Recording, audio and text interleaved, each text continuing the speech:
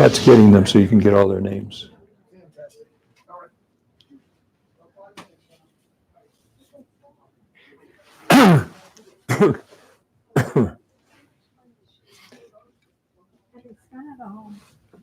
And they were in debt. Yeah, it just baffles the mind. So I saw a bunch of media downstairs. Tom, we've met before. I don't know if you recognize me. I'm the president of Palo Verde Republic of Women. Oh, that's wonderful. Yeah, I know you've come to our meetings before. So Okay, have I spoken? know. Yes. Oh, yes, good. Yes, you have. You should. Pass out I your, I feel like you should go. petition. I don't know who he is, but he should go. Right. Having been a PIO for a lot of my life, yeah, we get the credit for the blame. Absolutely. Unfortunately for him, he gets most of Mother it. blame. It's okay. That's the job. I always feel that's the job. Make him look good and take So I'm all the the heat for all education that. chair for I did the that in Arizona last Federation of administration I Republican worked Women. Oh, that's wonderful. So I do the state education for everybody. So That's great. if you ever need support, for. We Let me don't know. worry. Of course I will. Of course I will. My job is to tell you when you do a big case, that's. Right, exactly.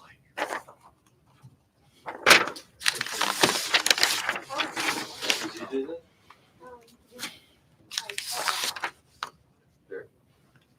Oh. You do a great job off the cuffs. Yeah. I mean, you just got a direct line to what's happening in LA and it's where it started. Yeah, very much. Absolutely. Well, it's funny because I was at the board of supervisors. Gallardo was out in Peoria yesterday, agitating the crowd. And then this morning, completed like 180. The assault of the police officer that you can't stand. He was out there getting all, The others would prefer not to be. Identified? Yeah. Okay, that's So fine you then. can say we thank them for bringing, and I'd like to just want to speak to that, you know what I mean? Yes, okay, that's fine, yeah.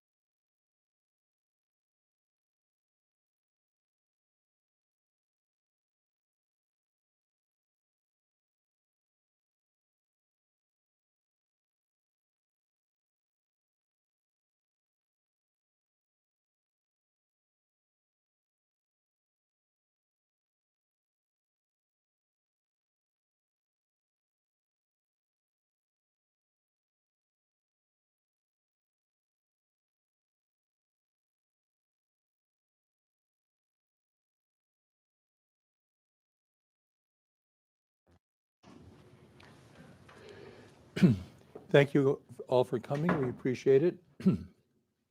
Today, I'm announcing that I will report to the federal government that the Scottsdale School District has violated the statement they signed that they would not teach DEI. They adopted a DEI-oriented textbook, or more than one book, actually, over parental objections. I'll be giving you details as to why I say that. But before that, let me just tell you who else is speaking. We're very proud that Sheriff Jerry Sheridan is here to speak, and he will speak first because he has to leave for another commitment. Then Jim Hill will speak. Karen Martinson, one of the mothers who brought this to my attention, will also speak.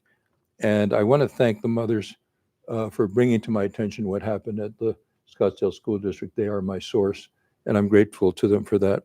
So we're going to start with Sheriff Sheridan so that he can leave, and then I'll give you detail as to why I made the assertion that I made. Hello, everybody. I'm Jerry Sheridan, your sheriff, and I spent my entire life around law enforcement officers. My dad and my uncles were New York City police officers, and at the age of 18, I joined the Maricopa County Sheriff's Office. I spent 40 years there. So pretty much you can say I've been around this business my entire life. So when people take shots at law enforcement, and especially our children, I was very happy to come and speak here and support what Tom Horner is trying to get done. So the law enforcement community is deeply concerned about the mischaracterizations regarding peace officers in our justice system in this current curriculum. Men and women who wear the uniform in Arizona are among the bravest and most noble public servants in this great state. Many are first responders who put their lives on the line each day to keep our youth and our community safe.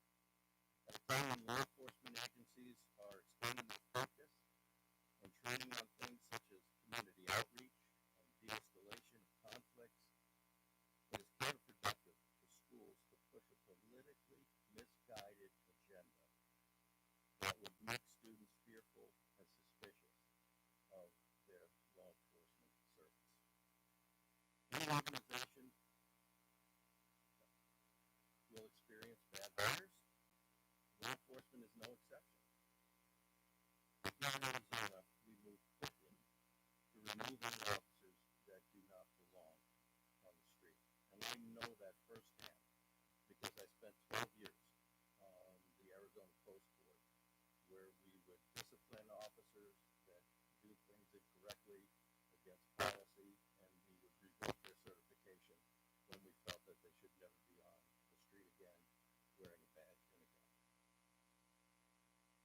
I know other law enforcement officers have expressed concern about the Scottsdale curriculum that includes things like Campaign Zero, and they're even advocating the reduction and defunding of police.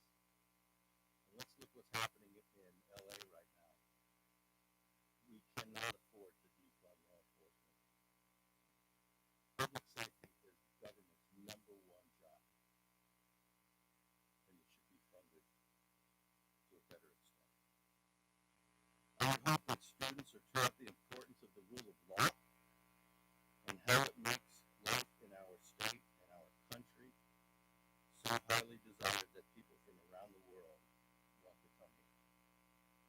They should understand their rights, our Constitution, and be taught how to respectfully interact with officers. Any school curriculum should be focused on academics and historical facts, not on extreme political charged agendas that are inaccurate and not in the best interest of our students or our communities. Thank you. Thank you. And you're welcome to stick around until you have to go. So sorry, is it okay if we just ask a few questions before you leave? Sure. So two questions from me. The first. There is several sections in there, like I mentioned. the campaign zero, reduction, funding police, talking about law enforcement violence, those kinds of issues are very offensive to anybody that wears a uniform, because we all go to work every day with the best interest of the public in mind. And think about this for a second. One of the most frequent things that a law enforcement officer does is make a traffic stop. And every time an officer, deputy sheriff, or a state trooper walks up to a vehicle, it is always has the potential for being a dangerous situation. And they do this every day. They run to gunfire when people are running away. They risk their lives. And for people to make a case that we should defund these individuals, we should not trust them, is a gross misstatement. I will give you specific quotations from the book on this very topic.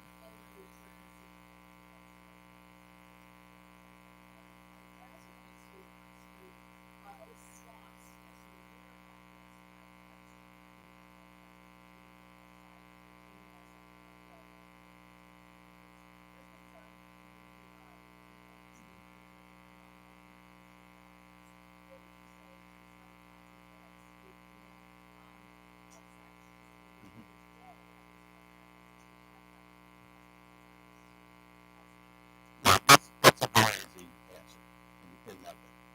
Our focus is on providing the evidence to convict the individuals that perpetrated these crimes. That's our focus.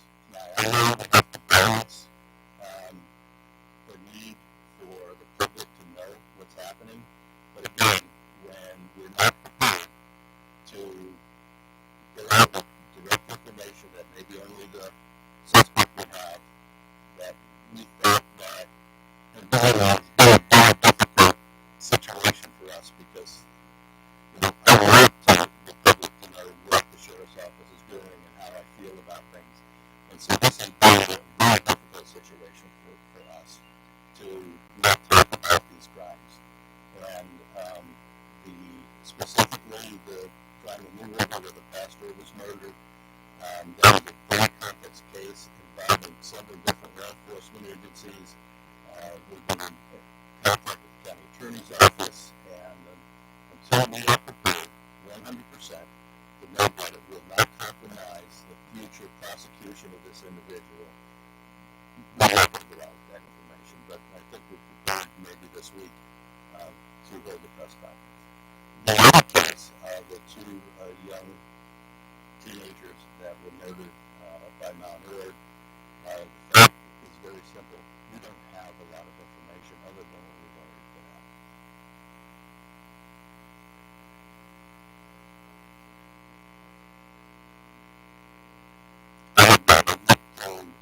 I haven't read the textbook, but I've seen the excerpts.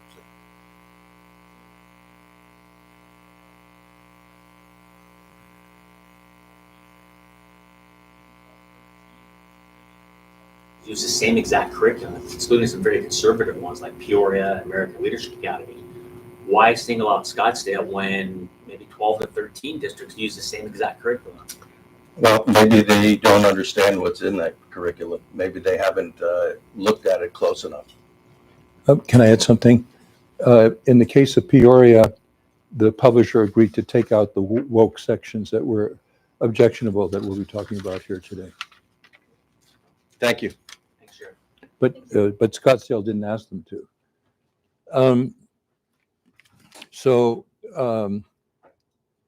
I'm talking about the 3 woke members of the Scottsdale School Board, not the whole Scottsdale School Board member having adopted, not the whole Scottsdale School Board having adopted these objectionable textbooks. And I promise to give you some specific examples. On the main textbook, page 1033, they say well, let me just first say this. There's an interesting propaganda technique. When you want to present something that is one-sided and biased and misleading, and you don't want to say it yourself, you say many people say. but then you don't say what other people say. You just say what many people say, as though that's fact. So here's from page 1033. Many people, including Black Lives Matter activists, argued that these separate events, they're talking about some controversial police shootings, as well as the death of many Black people in earlier years, was the result of deeply embedded racism. Well, there are many people in this country who don't think that racism is deeply embedded in this country. And they didn't give a two-sided presentation. They present a one-sided presentation that trying to get students, impressionable students, to believe that racism is deeply embedded in this country. And textbooks for students should be objective and give both different sides. Then at the same page, they say protest marches were generally peaceful, referring to the 2020 riots. Well, we've all seen the video of a reporter saying that these protests were generally peaceful, surrounded by burning buildings and attacks on police officers in the 2020 riots. So that's a very one-sided propagandistic statement without giving, again, different points of view. Page 2025, referring to Ferguson. One witness claimed that before being shot, Brown had raised his hands and said, "Don't shoot." Well, to his everlasting credit, Eric Holder, who was the first minority African-American Attorney General of the United States in its history, conducted an objective investigation and concluded that the police officer who shot was doing so in self-defense. You can imagine the pressures against Attorney General Holder not to do that, but he wanted to be objective. And this textbook is promoting what has been a common misconception that the police officer unjustifiably shot, when in fact Attorney General Holder found that he had shot in self-defense. Page 1026. A basic tenet of democracy is that power should belong to the people. But what can people try if they feel they're not being heard or if they live under an authoritarian system? Civil resistance encompasses a broad range of lawful and nonviolent action aimed at returning power to the people. Use this video as a brief introduction. So they then have a video to again tell impressionable young people they should use civil disobedience. The United States is not ruled by a monarch. The United States is a democratic republic. Public officials are elected by the people. And the great thing about a democratic republic is if you disagree with what the government is doing, you can campaign to elect somebody else that's of your point of view. And that's the idea of a democratic, not to disrupt the government, but to influence it, because every citizen has an equal ability to influence the government. The idea that, and civil resistance, can lead to violence, as we've all seen recently. And the idea that the United States, to suggest that the United States is an authoritarian system, is just flat wrong. And it's certainly one-sided.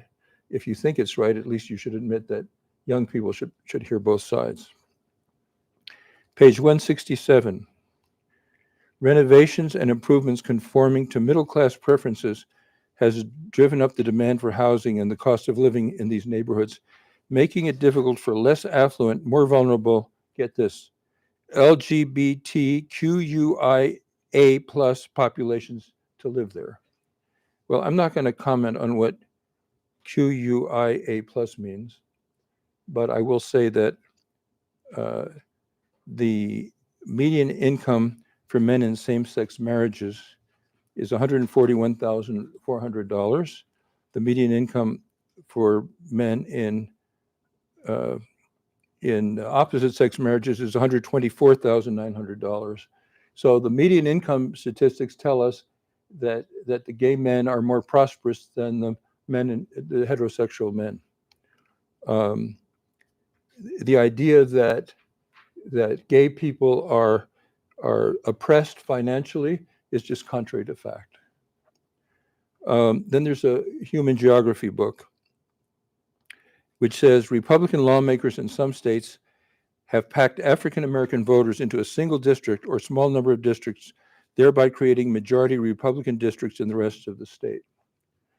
The fact is that this was a project not of Republicans, but of Democrats. It was a civil rights project to assure that minorities would be represented in Congress.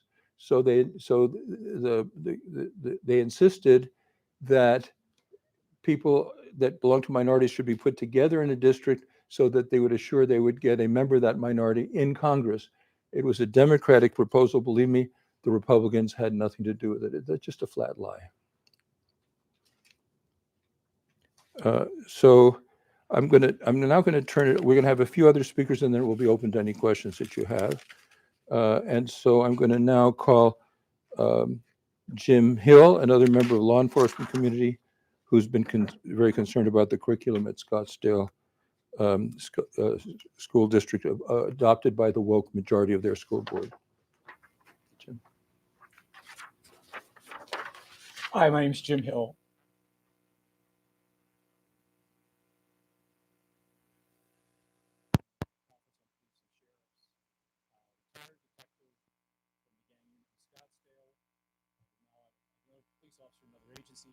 And I'm also working on my doctorate in education. So I'm coming at this from all sides. I was sent the excerpts and screenshots of the information regarding police, and I was appalled. This is clearly setting it up as the police are oppressors. They're not here to help. These are tabloid headlines taken from 2020, and they're acting like they just happened and there's no context forward or backwards. When you look at these, one of the worst lies perpetrated on the American public was hands up, don't shoot. It never happened. It was proven to be debunked, but yet it's still listed in there as some people say. Well, I witnessed. That witness admitted he lied. They tried to smear the police that somehow they were involved in the death of Trayvon Martin. There was no police officers involved. That has nothing to do with the police. And it's just over and over these little tiny things. They want to talk about BLM. Fine, let's talk about what it was supposed to be. But if we're talking in history, let's go forward and backwards. What do we know about BLM now? What did they do? Where did they get their start? What have they done? And we find out the truth. You want to talk about policing? I'm out for looking at a critical lens. And that's what I do in my profession. I've been a trainer for years. Let's look at the good and the bad. But if you're going to list just nothing about these people are out there to hurt you, that just sets up such a horrible dynamic without saying, here's all the good work. I'm having a heck of a time when I talk to college students getting to want to be cops because they've been so inundated with the cops are oppressors, the cops are bad. Why do they do that? So what do I tell them? So we see in LA, people are, it's worse, people are more emboldened to attack the police because they've been labeled as the oppressors. And that's what we're seeing. They're going after police officers thinking it's their right to assault the police. And we've set up a whole dynamic. And those police officers, God love them, are showing up every day, protecting the citizens, protecting the buildings, and yet they still show up. And when people say, well, you know, do the police pick and choose in their racism? There's no systemic racism. I've known forever.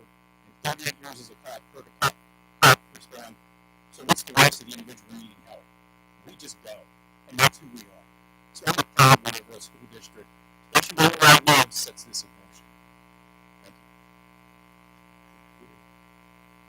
Thank you. It's not the whole school district, it's the woke majority of the school board that we're talking about. I think I neglected, I think you reminded me about the Trayvon Martin case.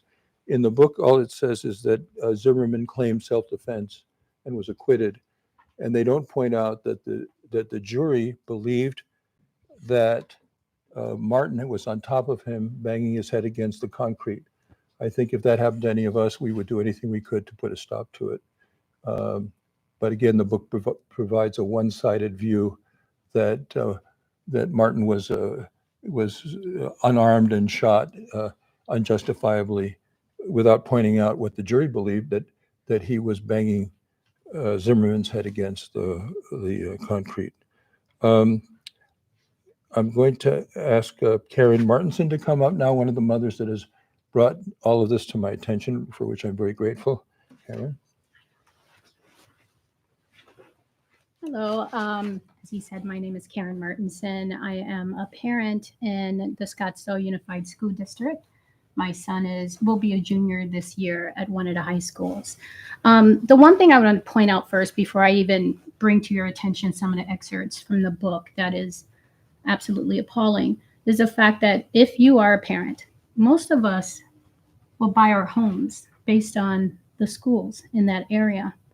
So we send our kids to school hoping that they will give an extension of what we want them to learn as parents. We don't want our kids to be indoctrinated. And that's the problem with this curriculum. It feels like they're being indoctrinated. So the curriculum falls short on so many factors. First, I'm gonna point out the fact that it's not meeting state standards in some areas. It is a violation of certain laws, and it attacks certain individuals based on race, religion, and political standing. So the first thing I'm going to point out, like I said, is the fact that it's not meeting state standards. So state standards, whenever you mention religion, is you're supposed to mention major tenets of that religion. Unfortunately, with this particular curriculum, if we take a look at when they talk about Jesus Christ, they talk about how he was executed by crucifixion, but they never talk about his resurrection. That is the premise of our foundation as Christians. We have a major holiday, Easter, surrounding the entire the resurrection of Jesus Christ. How can that be omitted? Let's take a look at another area. This one. When I read this, I was actually in shock. But the historical accuracy of the stories in the Bible is questionable. This is under the heading of the origins of Judaism. So basically, this curriculum is not only attacking the Christian faith, but Judaism as well. Another area that I'd like to point out, and I'm reading directly from the pages, just so you know. The rise of animosity was stoked by the fiery anti-Muslim rhetoric from conservative commentators and the politicians, including U.S. President Donald Trump. I have a big problem with that. Okay. First of all, it's only mentioning one religious aspect. What about everyone else here in America? The problem is it's highly biased. Okay. Some other problems is it presents one side of a very complex issue, but it doesn't go into, as some of the speakers before me pointed out, it doesn't give the other side. That's a problem. The fact that this is a core curriculum and it presents transgender as a third gender. I believe we just had federal law state that there are only two genders that we should recognize. However, our curriculum here points out that there is a transgender, which is a third gender, not being male or female. And since it's part of the core curriculum, this could be a violation of the Arizona sex education law. And that's problematic because when we're talking about sex education, our parents, me being one of them, we have the right to opt in or opt out as to what our kids are learning when it comes to sex education. And that doesn't give us the option if it's part of the core curriculum, does it? Here's another one. Voter ID. Okay, so strict voter ID issues that disproportionately blocks brown and black citizens from their constitutional right to vote. How is it possible for someone in this day and age not to get an ID? At this point, it is harder to get into Costco than it is to vote. That is absurd. Definitely not something I want my child learning. And then we hear Black Lives Matter constantly coming up. As a Black lady, I don't want my son learning about Black Lives Matter because it's too violent. What came out of it of prosperity? And then they had the nerve to compare it to the civil rights movement. I find that very problematic. Thank you so much for your time. Karen, can you spell your name for us? Yes, Karen's traditional last name is Martinson. Spell Karen for Karen. Karen. Thank you. Any other questions? Thank you, Quick Karen. question. Okay, thank you Go very much for coming today Yeah. and talking. I know it's not easy to talk in front of a group of reporters. Sure.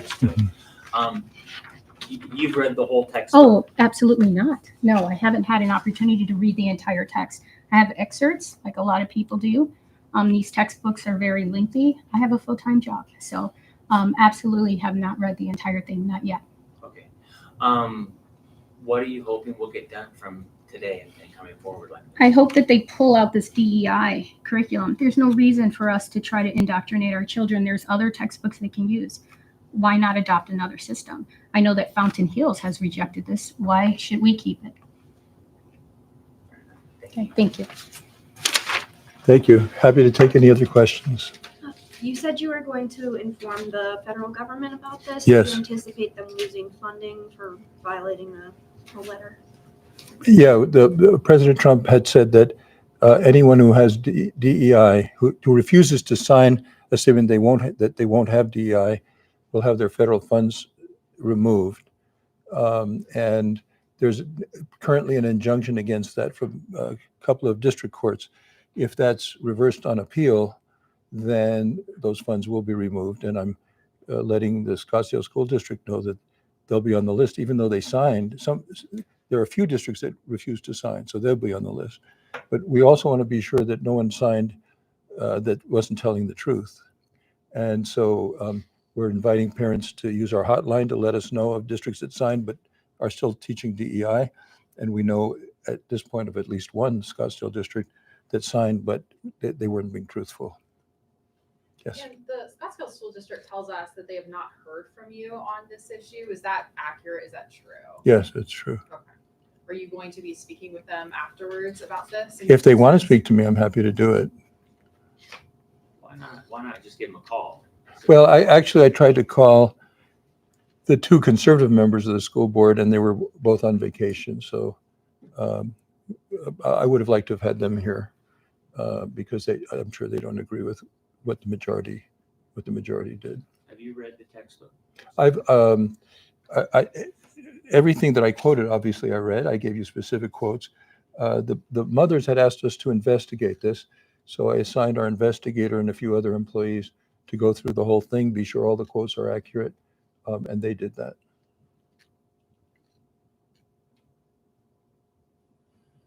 Are you going to look at other school districts or other charters that might be using the same curriculum? Well, the one I know about for sure is Peoria, where the publisher agreed to take out the objectionable parts, and so, I wanted to add that in the context of, why not use other textbooks? You could use this textbook because the publisher is willing to take out the objectionable parts, and in the case of Peoria, they've agreed to do that. Anybody else have any questions? If not, thank you all for coming. We appreciate it very much.